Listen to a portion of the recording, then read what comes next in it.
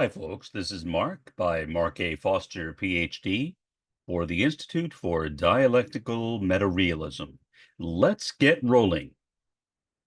I wanted to spend this episode talking about populism. Now, populism is a difficult subject to approach because there are many different types of populism, but I will try to simplify it here and only talk about two types: left populism and right populism, and give you one example of each. I just added a couple of paragraphs to my book, Eudaimonic Utopia, which is linked in the discussion section below this video. So if you want to read it more in depth, you can. I will read those two paragraphs for you and then discuss them a bit more in depth. So let me put on my spectacles and then get the thing ready to read for you.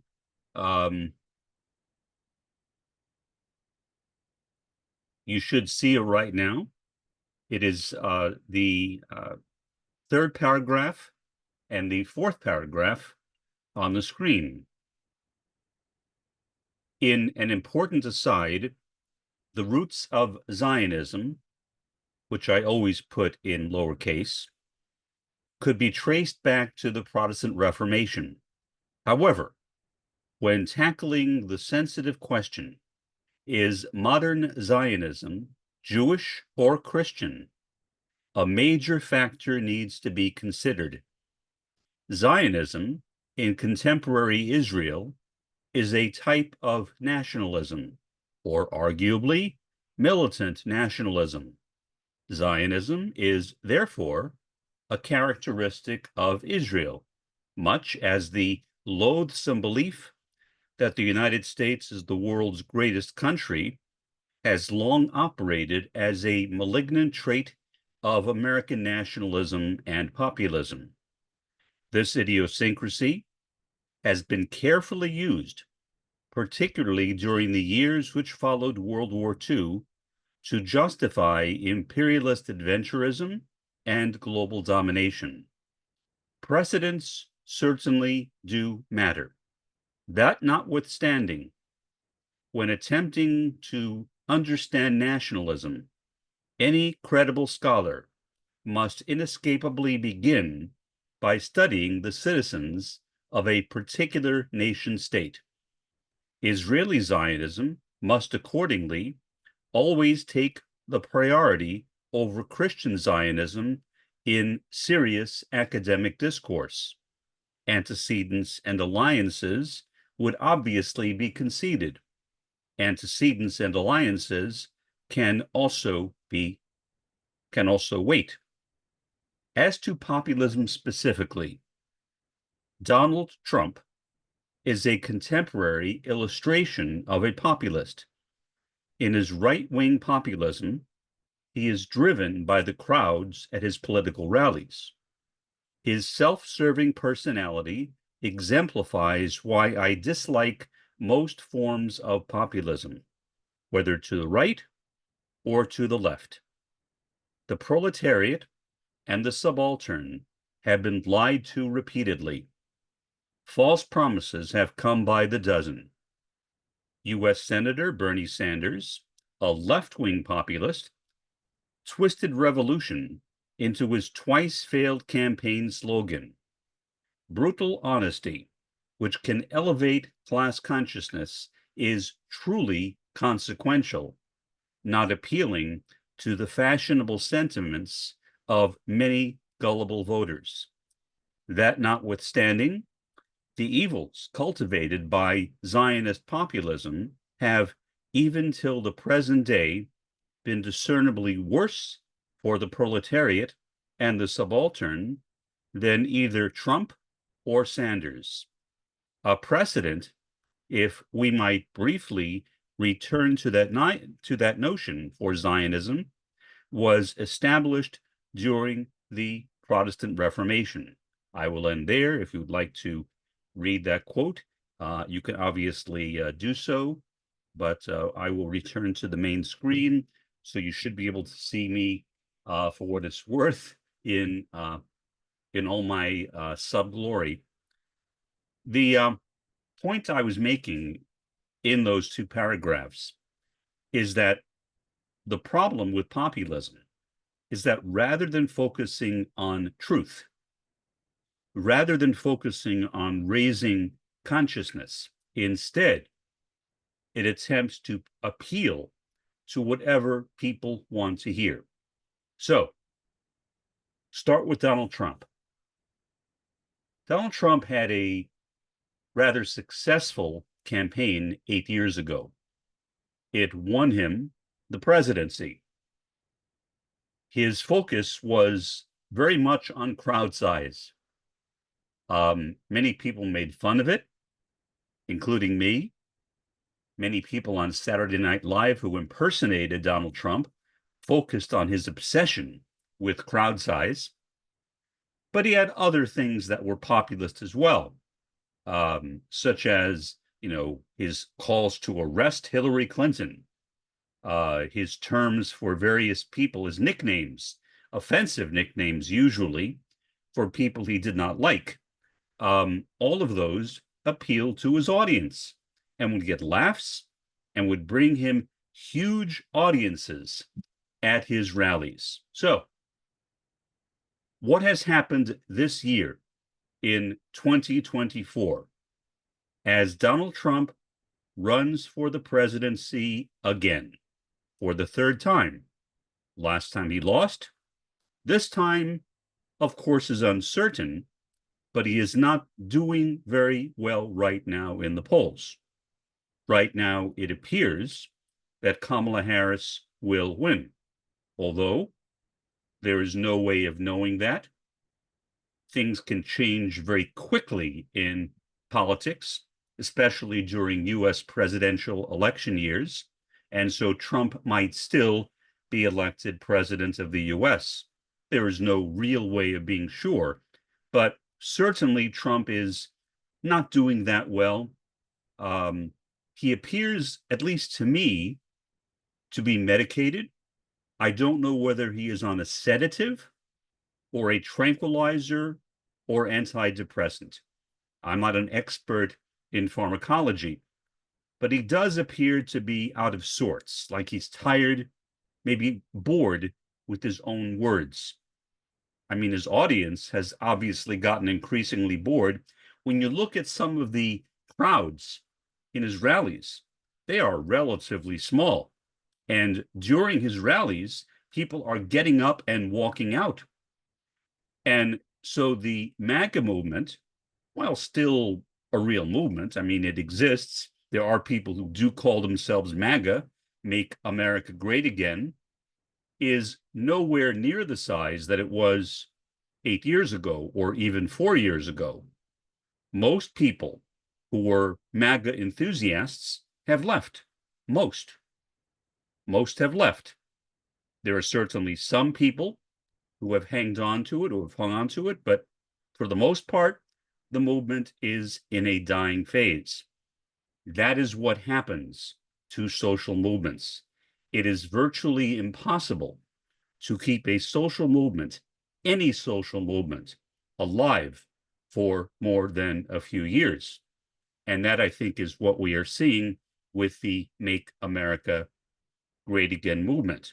So populism, while interesting, while captivating for a time, wanes thin.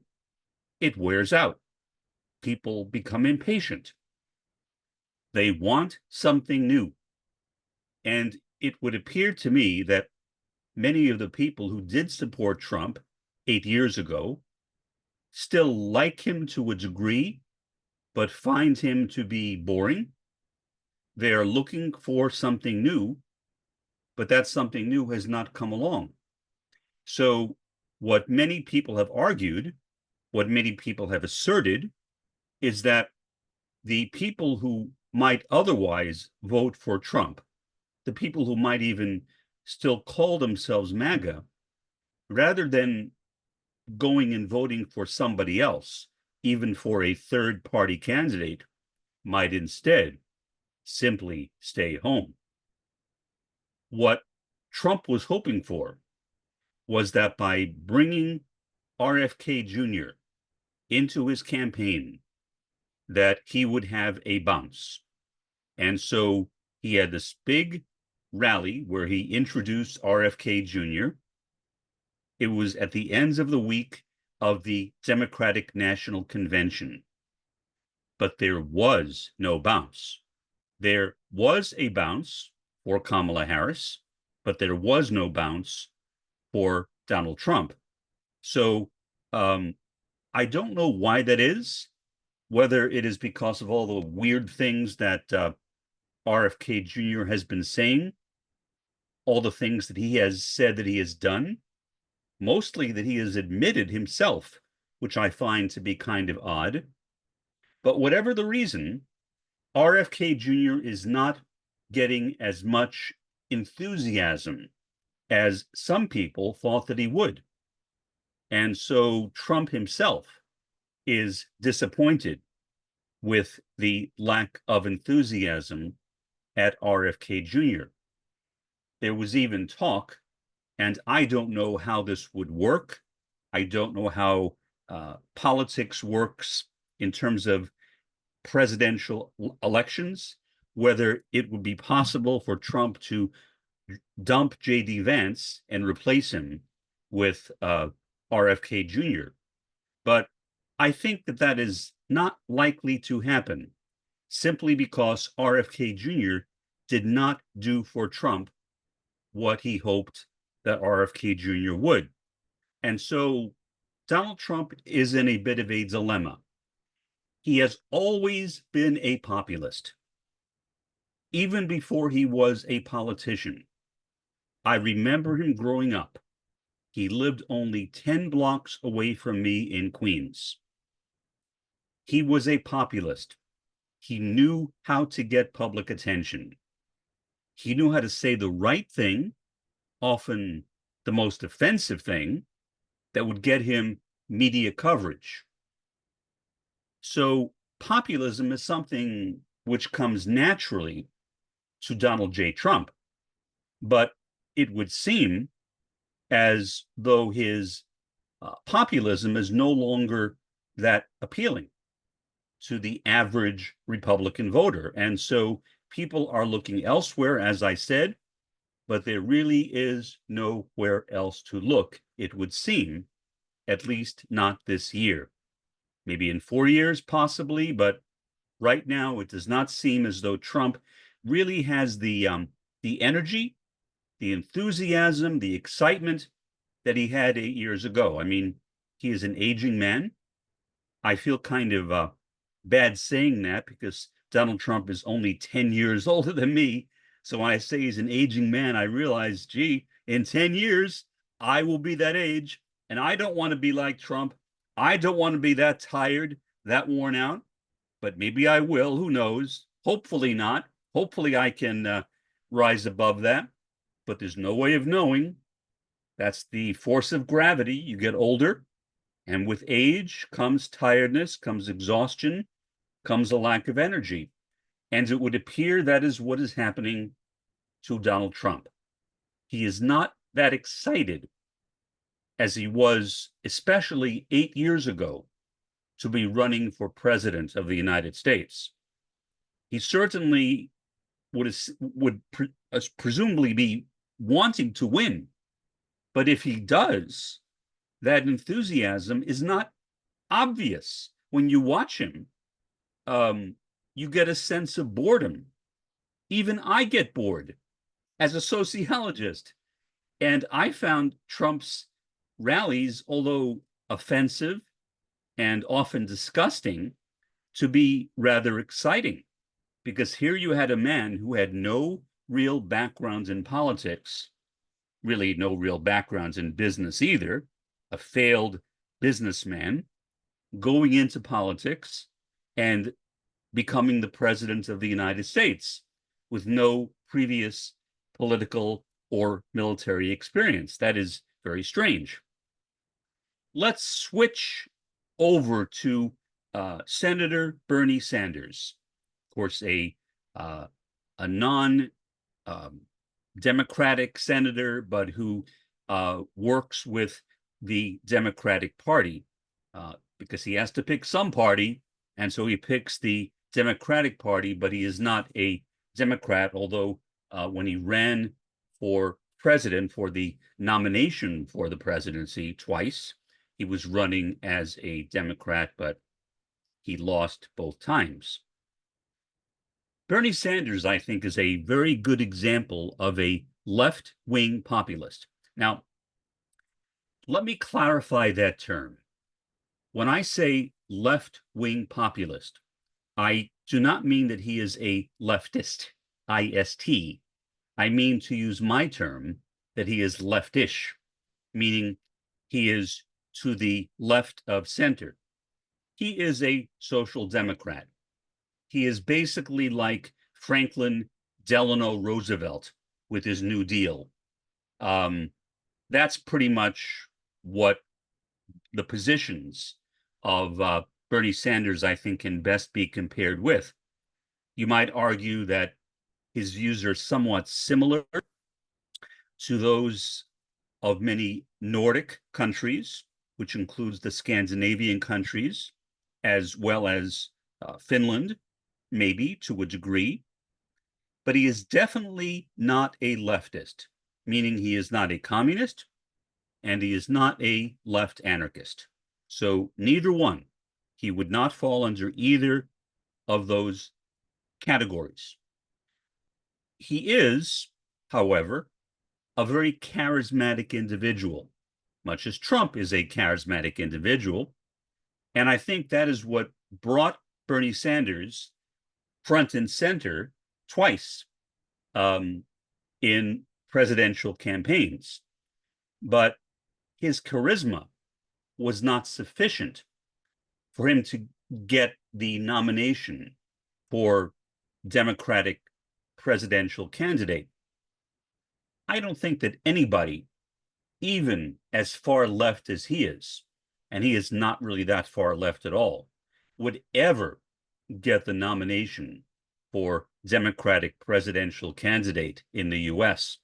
After all, the Democratic Party is a conservative party. The Republican Party is a far-right party, but that does not make the Democratic Party a far-left party. Many Republicans like calling Democrats, including Kamala Harris, communists. I wish they would not do that, since I am a communist. I don't like people invading my turf. Regardless, Bernie Sanders himself has said that he is not a Marxist, he is not a communist, but he is a democratic socialist. Is he? No. Bernie Sanders is not a democratic socialist. I have read Bernie Sanders' writings rather extensively. Going back 30, 35 years, back then, Bernie Sanders was a democratic socialist.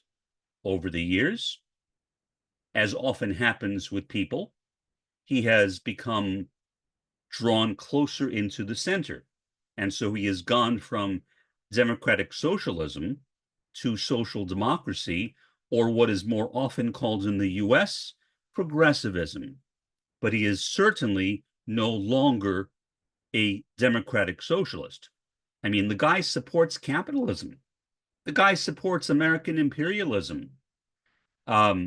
Fortunately, the guy opposes what Netanyahu is doing right now in Gaza.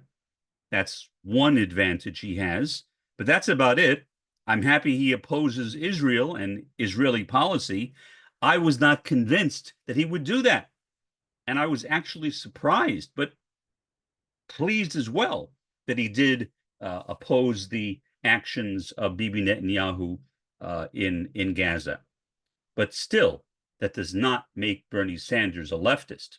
And it certainly does not make him a Marxist, which he denies being correctly, or a communist, which he also denies being correctly. So Bernie Sanders is a populist, but of a different sort than Donald Trump. Bernie Sanders basically brought into focus his approach to populism with his concept of revolution. We're going to have a revolution, or as it is now commonly called, our revolution, the continuation of the Bernie Sanders campaigns. He stole the word revolution from me, not just from me, but from people like me. A revolution, by definition, is something which occurs very rapidly. It is the opposite of evolution. Evolution is, by definition, gradual change. Revolution is also, by definition, sudden, abrupt change. And I once was speaking with one of my students before I retired, obviously, and I was making that same point that I just made. And I said that, how can Bernie Sanders be a revolutionary when he is talking about his revolution happening in stages? And so this person responded, the student responded, well, his revolution is gradual. And I said, but there is no such thing as a gradual revolution. That is an evolution. And so she opened up her dictionary and looked it up and nodded her head yes. She realized that she had made a mistake. So Bernie Sanders is not a revolutionary, but he has taken the word, stolen the word revolution, and used it as a campaign slogan, as a left-wing populist campaign slogan. Did it work for him? To a degree. It got him a lot of followers. A lot of people became, as some people called them, Bernie bros. Many people did not like that term and saw it as rather offensive. I personally don't care, since I'm not a Bernie bro, never have been, never will be, never would be a Bernie bro. But the term Bernie bro was elevated by the concept of revolution. We're going to have a revolution. And what was the central feature of that revolution? The fight for 15. The fight for $15 an hour? The fight for $15 an hour makes no sense. Anybody, any family making $15 an hour is dirt poor. You cannot raise a family respectably without them being in extreme poverty on $15 an hour. And yet that is what Bernie Sanders was campaigning for. So he was arguing for an increase in the minimum wage. He called it a minimum wage, an increase in the minimum wage, but it was not a living wage. A living wage is entirely different.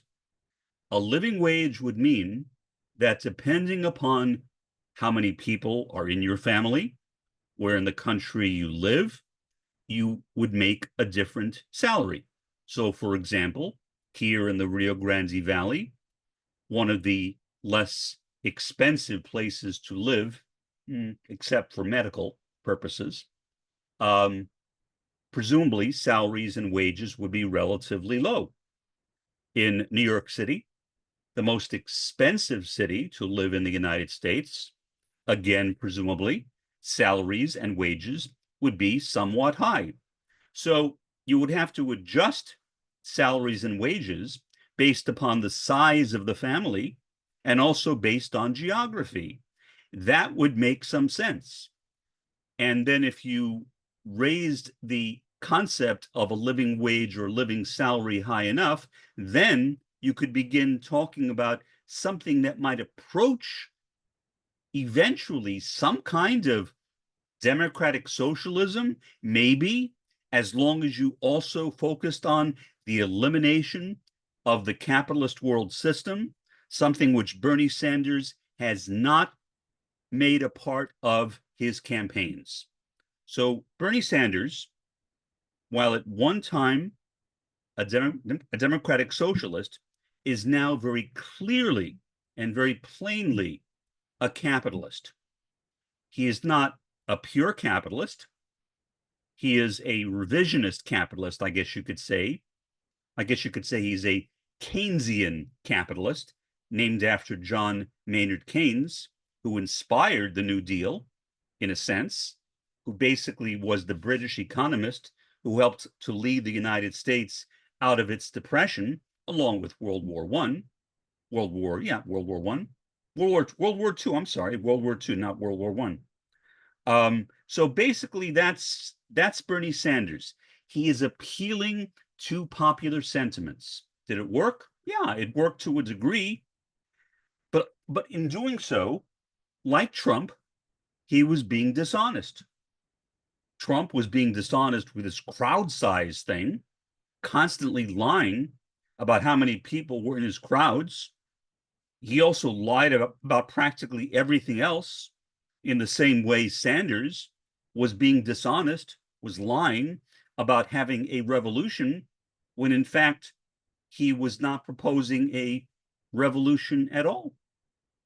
So left-wing populism is, to me, as problematic as right-wing populism.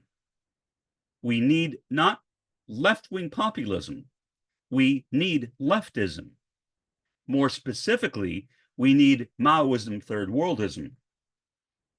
I was just chatting with someone earlier today online about Maoism, third worldism, and how any true communist would need to be a third worldist, and that a person who claims to be a communist but who is not a third worldist is not really a communist. Why? Because if you look at the dialectic, if you examine the dialectic commonly seen as thesis, antithesis, synthesis, or as Roy Bhaskar changed it, revised it, absence, absenting the absence, and followed by transformation. Well, look at the absence. Where is the absence? The absence is found largely in the third world and in the fourth world. The first world, where I live, there's not much of an absence. We are here in the US, the center of global imperialism, the center of worldwide corruption. We are the oppressor of the third world and the fourth world. We are not emancipating anyone. We have no revolutionary or dialectical potential to speak of here in the US. I wish it were some other way, but I think we need to be honest. I am not a populist. I am not going to say whatever is popular in order to gather attention. Brutal honesty, as I wrote in that passage I read at the beginning of this episode, is what is needed. And it is brutally honest to acknowledge that the third world and the fourth world, and not the first world, are the centers of true potential revolution. Does that mean that revolution is guaranteed? Nothing is guaranteed. Nothing. The only thing that is guaranteed in a loose sense is that the capitalist world system is collapsing. And we can say it's guaranteed because we have our eyes. We can watch it. We can read newspapers. We can read the internet. We can listen to radio. We can watch television. It is obvious that the capitalist world system is falling apart at a very rapid pace. And I don't think that most people in the first world, especially here in the US where I live, are prepared for it. So when the capitalist world system collapses, I wonder sometimes, what are people going to do? People will have nowhere to turn. And so I think that the collapse of the capitalist world system will not only be an economic catastrophe and a political catastrophe, it will be an emotional catastrophe for most people here in the United States. So, to recap what I said, I think that if we look at the third world and the fourth world, oppressed parts of our globe, we can see revolutionary potential. Again, potential does not mean guarantee, but there is potential, revolutionary or dialectical potential.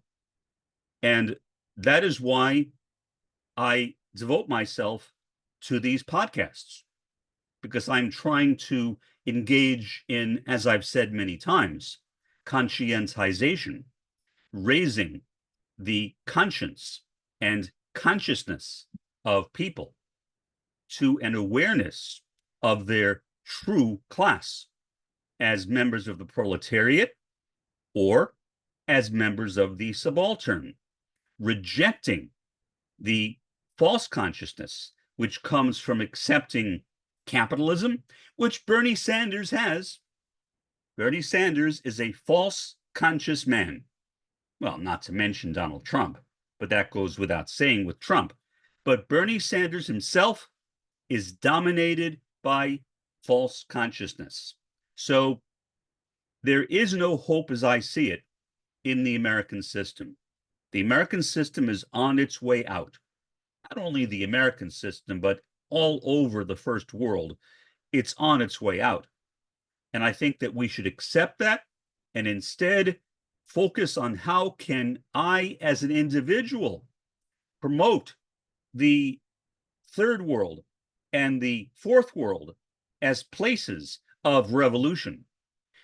I'm not saying that we should do that in a kind of demeaning way, like I'm talking down to you and I'm telling you you should do this. No, the first world has been telling people in the third world and the fourth world what to do for far too long. We cannot do that anymore. Instead, we need to simply be there as support. We need to be there to offer our own energy and to offer our knowledge when requested, but not to simply thrust it in the face of people. It is the people in the third world and the people in the fourth world that need to conduct a revolution. Eventually, maybe, and this, of course, is not guaranteed either, revolution might come to the first world. Might. Am I optimistic about that? As I have said on many occasions, no. I think that the first world has a better chance of being totally wiped off the face of the map. I don't think that the United States will be around forever. I'm not going to say how long because I don't like to engage in prophecy, but I'll say I don't think it will be around forever. Sooner or later, there will be no United States of America.